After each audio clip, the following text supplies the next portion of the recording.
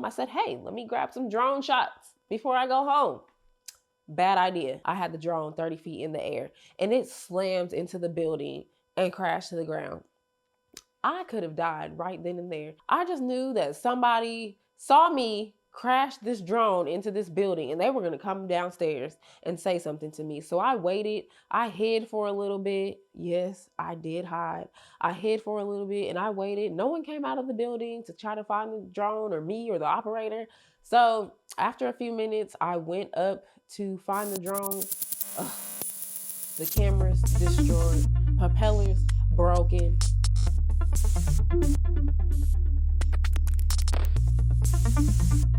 Hey everyone, if you're new here, my name is Cher, the filmmaker mom, and I am somewhere on set coexisting between motherhood and filmmaking. I make videos about my filmmaking process and motherhood. So in my previous video, I mentioned that Aperture Rent does not rent out drones. And let me explain to you why. Funny little story. Story time. So it was a few years ago and I have been through several drones. Let me tell you, when I first got married, my husband bought me like this gigantic drone, okay? Couldn't travel with it, couldn't break it down. And then after I crashed that one into, I crashed it into a lake in North Little Rock at the old mill.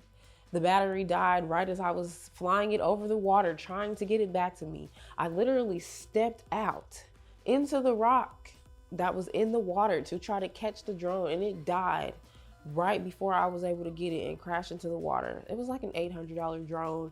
I was scared because I was freshly married. My husband had just bought me that and I just knew he was gonna kill me for breaking that drone.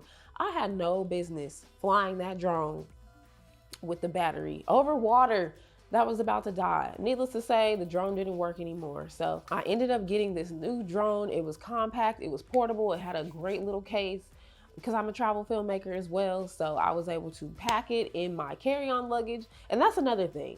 Never check your camera equipment, okay? I don't care what they say. Even if you're getting on the plane and they say, oh, we don't have any more room for carry-ons, do not let them put your camera equipment under that plane because it has the chance of messing up or coming up missing or all of the above. So just don't do it, okay? But anyway, this particular shoot of the last drone that I had, the DJI drone, I was downtown. I was in downtown Dallas by the, gosh, I can't remember the name of anything, but the orchestra, like the symphony orchestra thing over there by the Arts Hotel. Again, I'll let you guys know the name. I was over there and I was flying the drone. And you know, in this particular spot, it's very popular where everyone goes. Very popular area. There's that big glass building in the background and everyone likes to stand in the middle of the street and take pictures. I was there. So you know that Southwest Airlines flies directly over that, okay? Well, let me tell you about the no-fly zone, NFS. If the drone says it is a no-fly zone, today in these times, usually it has the built-in GPS, so it won't let you take off. But if you happen to figure out how to take off in a no-fly zone, fly at your own risk. And I say your own risk because anything is liable to happen when you fly in a no-fly zone. There's a reason why they have no-fly zones on the GPS, okay? And I found out this day why they had no-fly zones. So I'm downtown, you know, by the waterfall, doing my little thing. You know, there's like the big tall glass building. I'm flying the drone because I just shot a music video for one of my clients and I just wanted to get some nice overhead footage. He had already went home. I said, hey, let me grab some drone shots before I go home. Bad idea. I'm flying the drone. All is well. All is well until I see the plane coming. I see the plane coming. I'm like, oh my goodness, I need to get this drone out of the air. I wasn't flying high enough to where the plane would have hit the drone. Like they were still pretty high up, but I lost control. I don't know if it was the interference of the plane, you know, with all of the tech that is in airplanes, but I lost control of that drone. Don't you know that drone slammed clear into the building with the glass walls and plummeted to the floor. plummeted to the ground. It had to be at least 30 feet in the air. I could have died right then and there. I was so scared because I'm thinking I just know someone, because there's our office buildings. I just knew that somebody saw me crash this drone into this building and they were going to come downstairs and say something to me. So I waited. I hid for a little bit. Yes, I did hide. I hid for a little bit and I waited. No one came out of the building to try to find the drone or me or the operator. So after a few minutes, I went up to find the drone. Ugh. The cameras destroyed, propellers broken. So I haven't got a drone since. And that was, I want to say 2019. So I have been droneless ever since. I figure if I have now broken 2 drones, then I don't deserve to have one.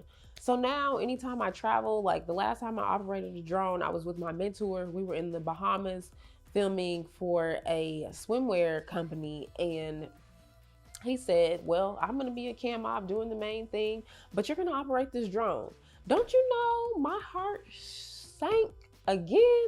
Because what do you mean you want me to fly this drone out here with all this water in the Bahamas? So I just had a fear of crashing his drone now into the water and just it being a disaster. So luckily it all worked out, but that is my piece of advice to you guys. Do not fly in a no-fly zone. Now, pilot's license. Do you need a pilot's license to fly a drone? Did I have a pilot's license?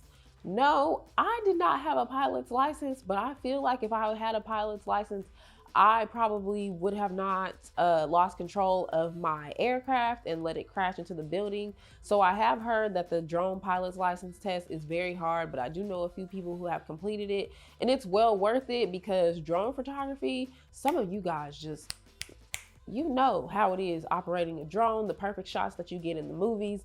It adds another element of surprise when you're working with the client to just get that overhead drone footage and to show people what the outside of the venue looks like. You can overlook the city. So it's definitely beneficial to have.